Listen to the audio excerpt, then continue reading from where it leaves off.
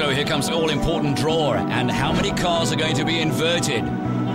Is it going to be good or bad? Oh, it's bad for Farid. It's 8 cars inverted. Boys, it's going to throw something into the mix. Yeah, check who it puts to the front as well. Pole position for John Mayer. He's going to have to control that inside line, but watch out as there is contact, and both of the Subarus are desperate to get through. And the big... This is not a drifting competition. That is Henny Groenewold at full pace. Man, I can tell you that John Mayer, all he wanted to do was get out of there, and he just had this, melee of cars coming up behind him. He was just giving way left, right, and centre. He looks absolutely terrified there, and it's obvious that he is backing out of this and allowing everyone to sweep around the outside.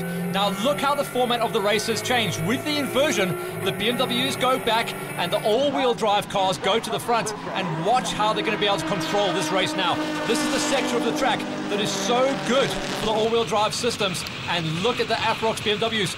Fully blocked. They could not get the drive through, and they're going to be going backwards quickly. Well, that's another reason I was mentioning Mayer, because he's going to play a pivotal role in... Again. Wow. He just made the wrong decision there. Sorry to jump in here, Steve. He just went fading to the right. He should have faded to the left, and that just caused all kinds of problems. There's a definite gap now in proceedings. You can see 1, 2, and 3. Then you go back and pick up on the second of the Engine Extreme Audis. That looks like Steven just trying to get himself through there and get some kind of points in the bag. What I want to know is, anybody got a heart monitor on John Mayer right now? I'd love to know what the BPM of that is at the moment.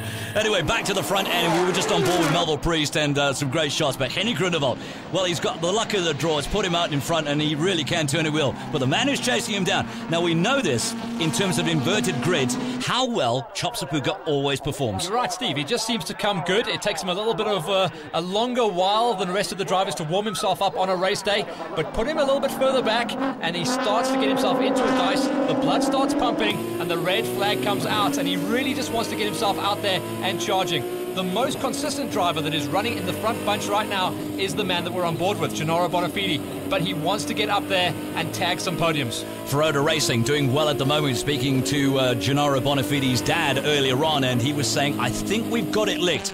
And I'm going, really? All the gremlins? I don't know about the gremlins, but look at Duminy. He is in the biggest fight of his life right now. Graham Nathan just bullies his way around the outside of the Mini. He's got a completely different line as well. As you can see, the rest of the drivers stretching away out front. The problems on Formoto's car, certainly they've gone away for now, but will they last the full sprint race? I've never understood it, Matt, because they say Malmesbury is a sort of a 3-point apex, and I've only seen one line going through there. Yeah, but you're doing so much wheel work, and Michael Stephen, once again, playing with the gearbox, couldn't get the drive, missed his gear, and now he's lost almost the entire straight. Everyone's just going to come flying past him once again, so a luckless Michael Stephen today. Sean Duminy, and of course, just ahead of him is Gary Formato. His troubles behind him, it would appear at the moment. And there's a great shot just in front on board with Graham Nathan. That Castrol John Cooper Works Mini. The only one left at the moment, Gavin Cronier, as we said earlier on, flying the flag. And they're having to really battle against the rest of the field here. A couple of brand new engines waiting for them after this trip when they go and do the full rebuild, strip down and get ready for heat number 3. And whoa, round number 3 I should say. But that was a huge problem for Duminy. Completely missed his braking marker there. So chasing down Sean Duminy in the other Ford STI, and we're on board right now with Gavin Cronier, and that works John Cooper Mini as they come out of the Rose Foundation on their way through to one of your favourite parts. It's a Malmesbury. Malmesbury, you've got to get your throat in it, Steve. Sorry. It is all about carrying the big speed. It gets set up, and look at the Mini just hanging the back end there, but you've got to be so brave. If you do not carry as much speed as humanly possible through that corner, you will not be able to get the big drive. And look at Nathan. He had to pick a line inside or out. You just got to hope that the Mini is not going to slow him down too much, because it does not have the top end legs. You can see he got held up ever so slightly and had to go shopping around the outside looking for a line. Yeah, this is where the Fords are so strong on that back. Oh, he's lost it. I think that's Duminy. Just too much. That was brakes, and he had a problem in turn number 2 as well. So the problem has just exacerbated. It's got a hell of a lot worse, and it caused a major problem. He's gone all the way back.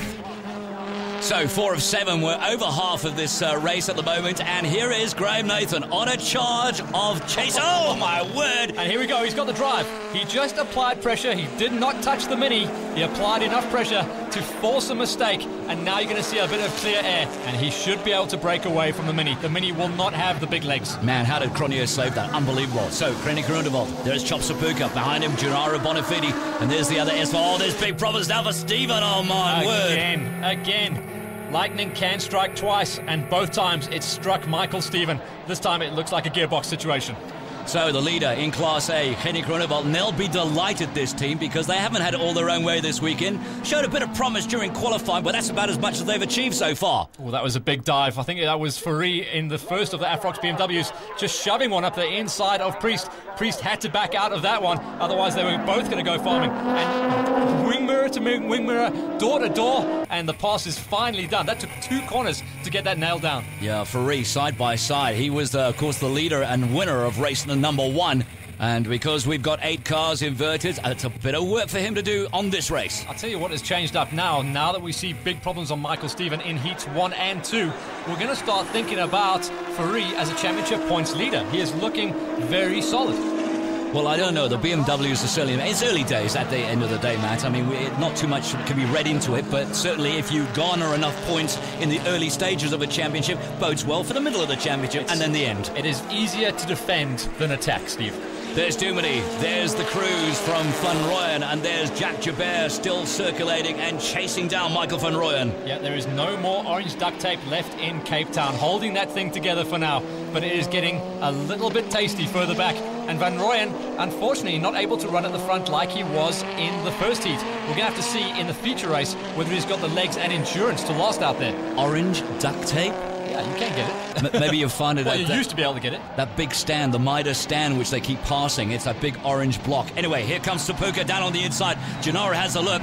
Sapuka close to that door, and he's going to get a little bit of pressure on the inside. Yeah, you know what? Gennaro is just not really making the best moves here. Open the door and allow the BMW to come through. And Sapuka is out there in no man's land. He's going to get hung out to dry around this corner. If you're on the outside of turn number 2, everyone just sweeps up the inside. The BMW Fari has already gone. Gennaro's gone through, and Priest is following suit as well. So that was a huge error. You know, some say that turn 2 and Cape Town corner are very, very similar, except Cape Town corner's banked, so you can get the drive off that bank. Yeah, it is very... It certainly plays into the hands of the all-wheel drives anyway, because they can just get on the gas a little bit louder and a little bit earlier than the BMWs. Right, we're coming to a close almost in race number 2, and right now, pressure. If you're going to make a move, the time is right now. Yeah, Henny Grunewald looks like he is sitting pretty. No one's going to be on his wheel. He can take whatever line he wants to, but Sapuka has been the come-from-behind charger, and a solid second place is certainly going to help him out.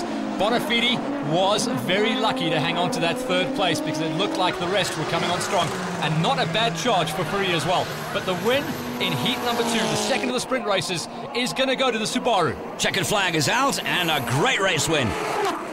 Chop Sapuka in the pound seats again. You were so right. What a driving ability this man has got when he's in the pack. Yeah, he just had to come through. That was all set up by his incredible start and his aggression through turn number 1. Gary Formato, a DNF in the first race, finally gets his points haul on the money. He must be holding his breath every single time he goes out, because the car either wins or it breaks. This time, it gave him the win. Fantastic result. And what excellent racing we had. So well done, Henny Grunewald. Team Subaru, Sasol Subaru, will be delighted. And then Formato, after having his problems in the first heat, comes home and stays in the fight with his win. Right, let's get confirmation of those results in Class A to start with. Henny Grunewald, the win for Subaru, Chop Sapuka, Melville Priest, and Johan Fari. Yeah, the BMWs are staying within the top 5 for now. And the big story from that race, Gennaro Bonafide getting slapped with a 30-second penalty for passing under yellows. Confirmation of Class T results, and you guessed it. Gary Formato leading out the pack in 2, Graham Nathan behind him, Gavin Cronje in the Mini, Sean Duminy and Michael Van Rooyen.